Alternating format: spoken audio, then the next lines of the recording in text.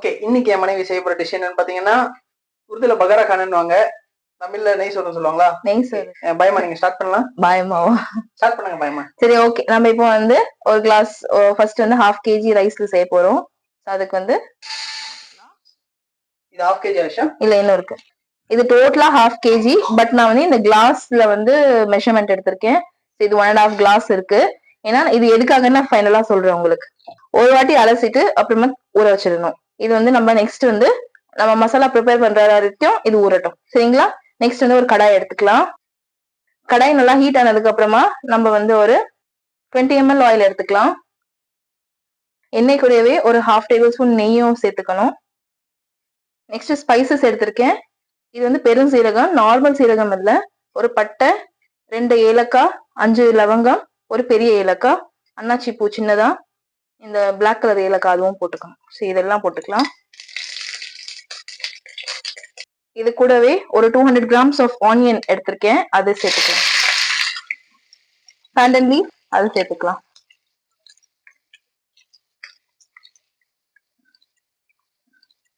நான் 2 வெங்காயம் எடுத்திருக்கேன் இல்லையா, அது வந்து இந்த மாதிரி நீல வாக்குல நல்லா சின்ன ஸ்லைஸ் பண்ணி எடுத்துக்கணும். இது வந்து ரொம்ப கோல்டன் ப்ரௌன் எல்லாம் பண்ணக்கூடாது, கொஞ்சமா தான் நம்ம வதக்கணும். இந்த மாதிரி நல்லா நம்ம சார்ட் பண்ணி கொடுத்துட்டே இருக்கணும். ரொம்ப தீய வைக்க வேண்டாம். லைட்டா வந்து நம்மளுக்கு அந்த கார்னர்ஸ் மட்டும் கொஞ்சம் லைட்டா ப்ரௌன் கலரா சேஞ்ச் ஆகி வரும்போது நம்ம வந்து ஜிஞ்சர் கார்லிக் பேஸ்ட் ஆட் பண்ணிக்கணும். ஓகே, நெக்ஸ்ட் நம்ம 1 டேபிள் ஸ்பூன் உப்பு ஆட் பண்ணிக்கலாம். உப்பு நம்ம தண்ணி போட்டதுக்கு அப்புறமா செக் பண்ணணும். இப்போதைக்கு இந்த வெங்காயம் வதங்குற அளவுக்கான உப்பு ஆட் பண்ணியிருக்கேன். கொஞ்சம் எண்ணெயில வதக்கிட்டு இஞ்சி தான் போடுவோம் சொன்னீங்க, உப்பு போட்டீங்க. உப்பு போட்டதுக்கு அப்புறமா நான் உங்க வீடியோ எப்படி ஃபாலோ பண்றேன் பாருங்க. நம்ம 1.5 கப் எடுத்திருக்கோம், அதுக்கேற்ற மாதிரி இஞ்சி பூண்டு ஆட் பண்ணிக்கலாம். 1 table spoon and 1/2 table spoon, total 1.5. டோட்டலா 1.5 டேபிள் ஸ்பூன். இப்போ இதை வந்து இந்த எண்ணெயிலே நல்லா வதக்கிக்கலாம்.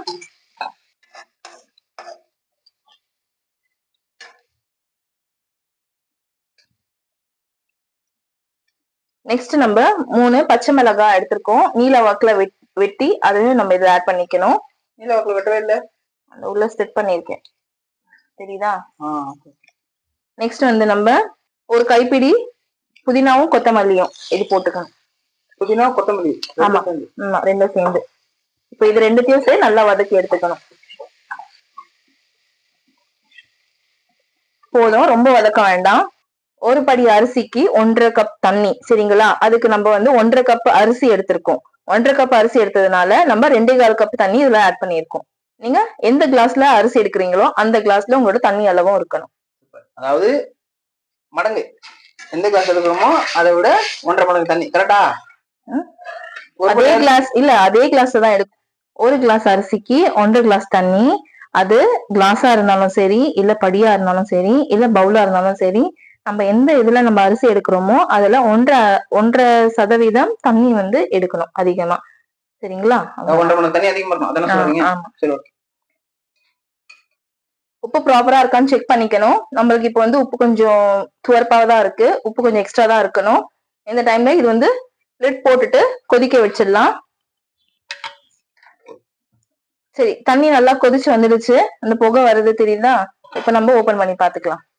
இந்த மாதிரி நல்லா கொதிக்கும் போது நம்ம ஊற வச்சிருக்கிற அரிசி இருக்கு இல்லையா, அதுல இருக்க தண்ணி எல்லாம் எடுத்துட்டு நம்ம ட்ரெயின் பண்ணிட்டு தான் ஆட் பண்ணணும். இந்த மாதிரி நல்லா ட்ரெயின் பண்ணிட்டு அப்புறம் இதுல ஆட் பண்ணணும்.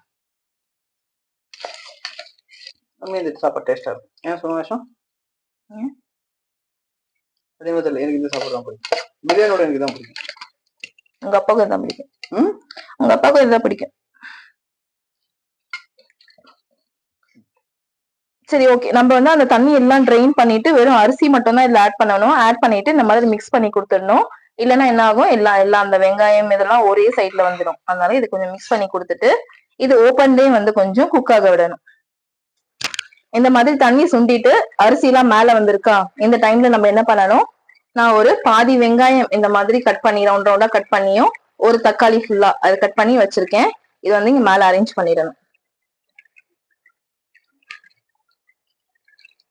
இதுல தண்ணி தான் மேட்டர். தண்ணி